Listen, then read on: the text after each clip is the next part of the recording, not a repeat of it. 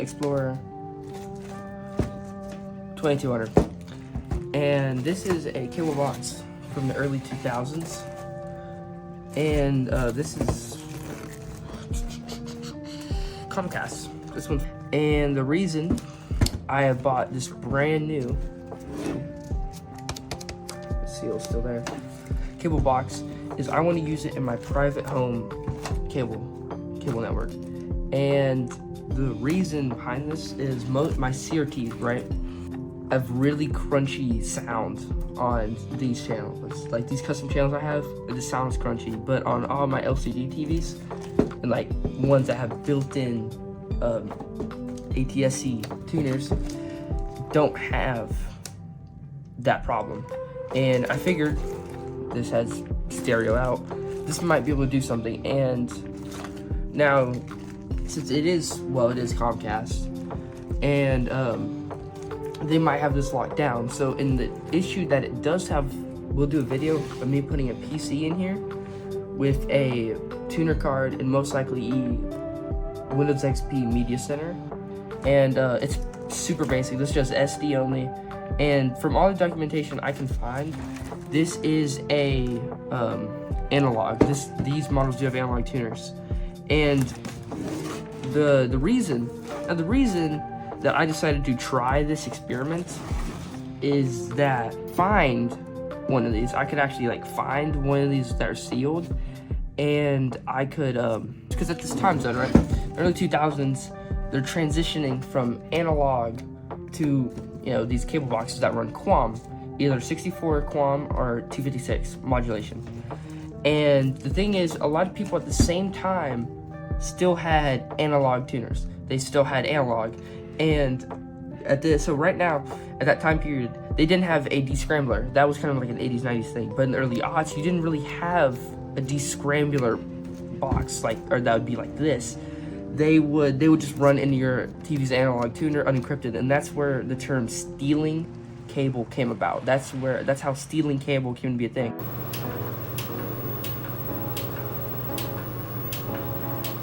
And because you didn't need a box that would decrypt the signal in the early 2000s. You didn't need one of these. And to figure, let's say you order digital cable, right? And there's only going to be 2000. What time is this manufactured? 2005. Okay, well that's a little more recent than what I thought. But let's just say it's 2002. You'd probably get one of these boxes, either this or like a Motorola like DCT 2000, something like that. They would need to have these built-in analog tuners because you still have all of that analog infrastructure, right? You still have all this analog channels, all this analog system. So it would be really inconvenient to have to switch between your TV's manual built-in analog tuner and this to go to your digital QAM channels. So that's kind of what helps support my theory on how this might actually have a true built-in NTSC cable tuner. So we're gonna find out. Let me get a whiff. It doesn't smell like anything. Kind of disappointing. Really wish it smelled like something. Okay. The more I open it, the more I'm starting to think it might have been remanufactured rather than brand new. I'm not gonna bother with the cable. Yeah, it might be remanufactured rather than new. This thing is dirty. Bypass is covered up. Can I peel that back? Oh shit, look at this. This device is intended to be attached to a receiver that is not used to receive over-the-air broadcast signals. So, shit, just kind of ruined it. Alright, so what if it just won't touch my private home cable set system? My plan is, I can solder this button to be for power on a motherboard, and a lot of this I can solder to, like, take apart a keyboard and solder this to where a membrane, solder the ground and, the signal wire, and the LEDs, that's normal. I honestly, it's still kind of weird seeing a Scientific Atlanta Explorer that's Comcast branded. Let's just find out. So it needs 120. It has a built-in power supply, which you can see through. So we're gonna give it S video. Good, this is an S video. That would have been sad. That would have been sad. Alright, so I have coax coming in. I'm going to turn on my system and I'm going to use NFL highlights to get away from, because I have real shows I'm usually broadcasting throughout my home. So I'm going to try to get around that by doing YouTube NFL highlights, see if that might help. And so I got it running and I'm using a Patriots-Giants game. It's just a random one. This could be the Super Bowl. Yeah, it probably is. I have a CRT that you can't see out of shot. That's playing it. No, yeah, it's not Super Bowl. But anyway, yeah, it's just a highlight. It's just a YouTube highlight reel, and it's from 2007. Something like this would very well display a game like that. So, for do, we're gonna plug in power. Boom. Just got something up for Power TV. No clue what that means, but we're gonna find out. And yeah, there's nothing on the display. Is it some weird mode or something? Very blown caps I can see through it.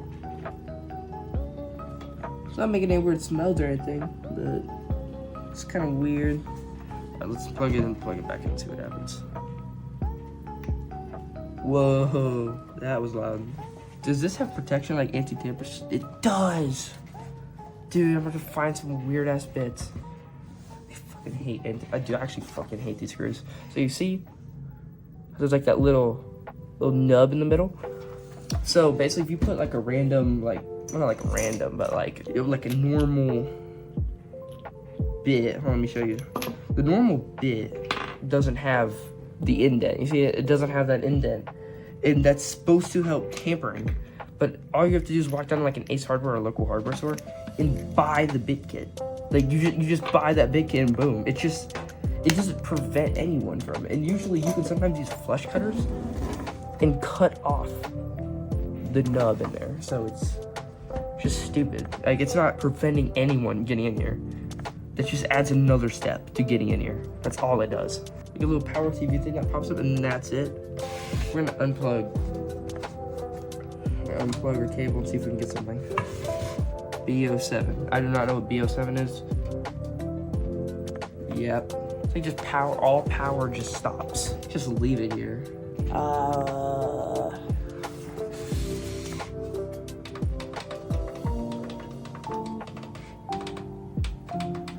They didn't make it tall. They didn't make that little middle part tall enough. So you can still just use a regular bit with some attempts. You can still use a regular bit. Nope. Didn't do that either, so. Well, damn. I don't know why it feels like a power supply issue. Something feels like either a cap or a bad power supply.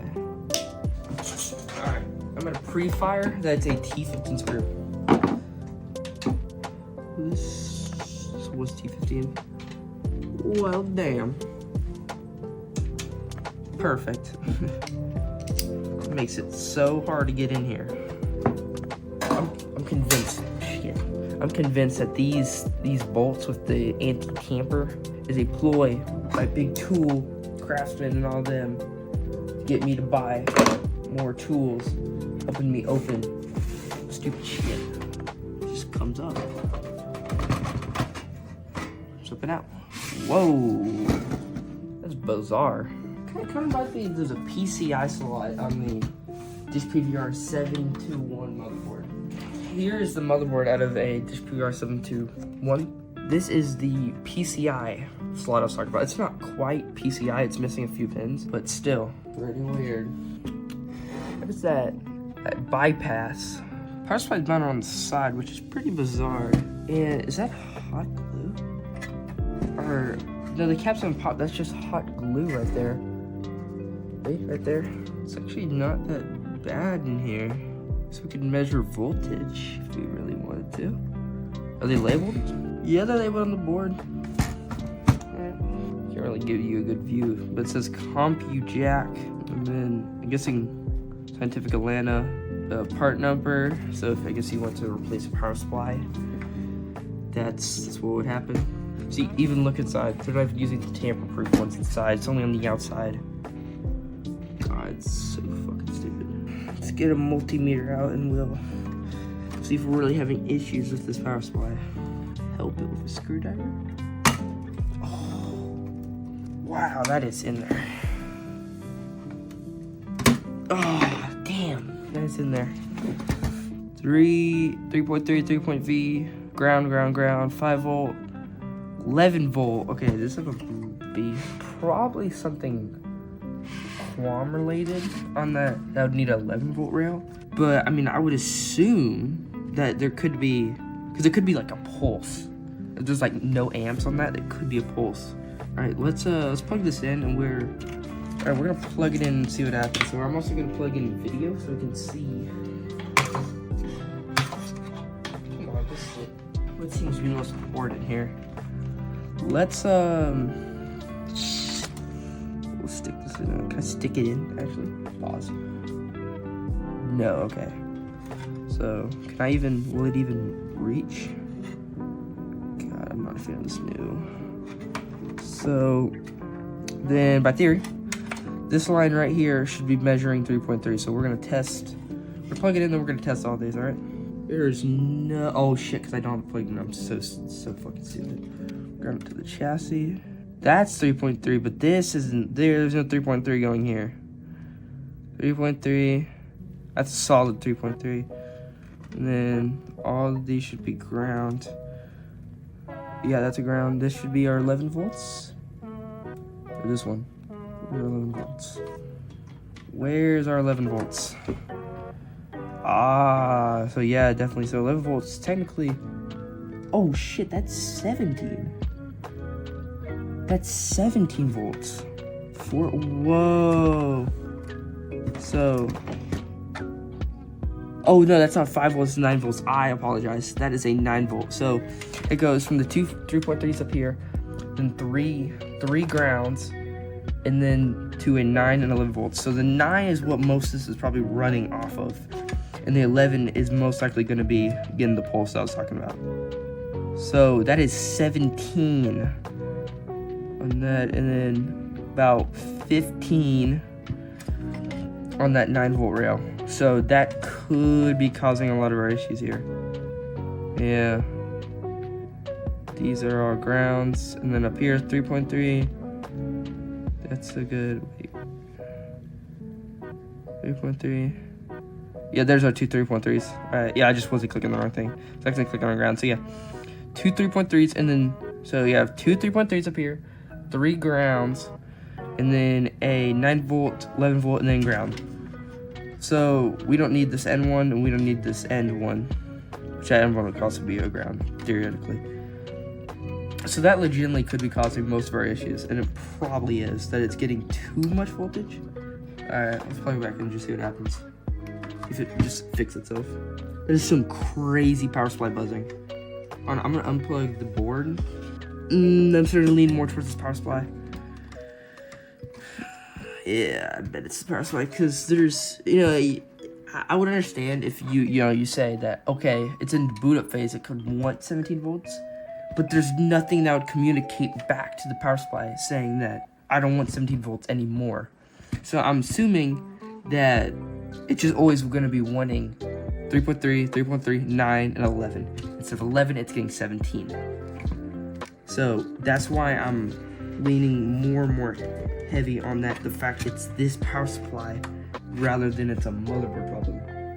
Now, I can take a PC power supply and we can convert this to an ATX. There we go, come wiggle out. All right, we're gonna do one more test run and we're gonna call it good. Again, I have a bad feeling that these caps are bad. I don't know, okay, because a cap can go bad if it's it won't erupt its juice or whatever it's called. I forgot what it's called, but it won't like visually show that it's bad. Yeah, it's a lot easier to just solder this into an ATX power supply than it is to fix the old power supply that's meant for this. Because again, this is a 2004 or 2005 cable box. So like, yeah, I mean, it makes sense if it's a power supply problem. So it's probably getting too much voltage, but all right. So let's just try taking it all apart and converting this to an ATX power supply.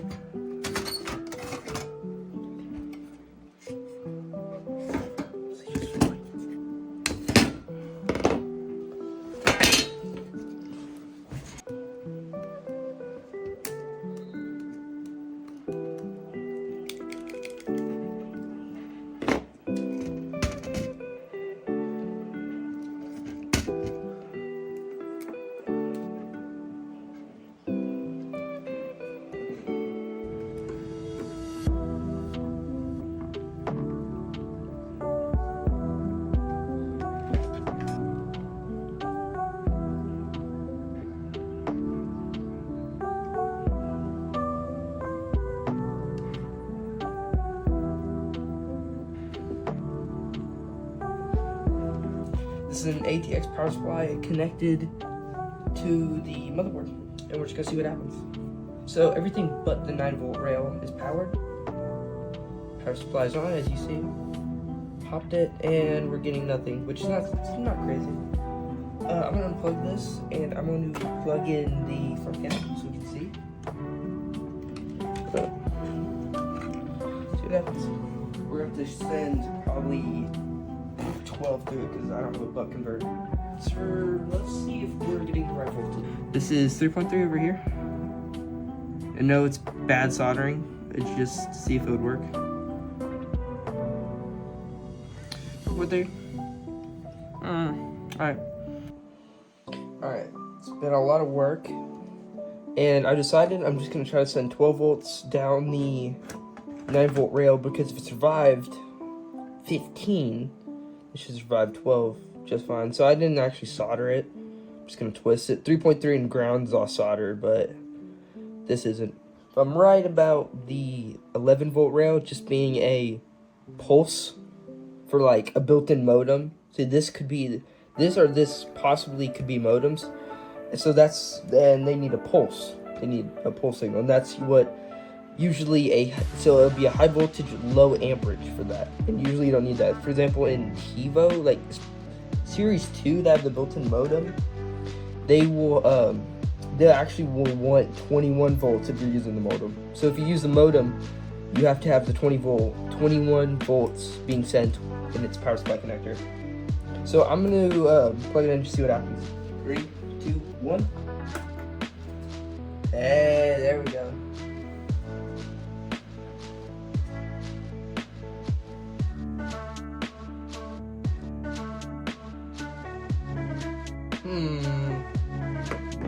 Still nothing. Well, I don't really know what else to do. So maybe it wasn't that power supply. I mean, let's make sure. I don't know if it still has a chance to be alive, then I'll buy a proper buck converter, and we'll continue this ATX mod. Well, we'll take 12 volts and bump it down to 9 for this. And then we'll just continue having 12 volts over the 11-volt rail. We'll just continue doing that. Yeah, 12 volts. Make sure this is also 3.3. 3.3. Power run down, see if anything else happens. But yeah, this is interesting. This is very interesting. I remember on Motorola, cool box. So you can hold a button to get into like a diagnostics. It's not like crazy dusty. I mean, it's dusty, but it's not crazy dusty. Just have a placeholder in there just to see what happens if we just have something in there holding. Because obviously something's supposed to be there. I mean, obviously our mod's working. All right, that's always nice to see. I'm gonna be honest. Yeah, just scrapping out really quick. Yeah. I think I'm just gonna end this video here. This is honestly awful. I really just wanted a quick little video showing the box, looking through the old UI, and wow. So we're gonna have to find some way to either resurrect this or just completely gut it and convert it to a Windows XP Media Center build. But still, that really sucks to see that we can't even browse old menus. I thought it would at least boot up, but man, we didn't even get that. All right, well.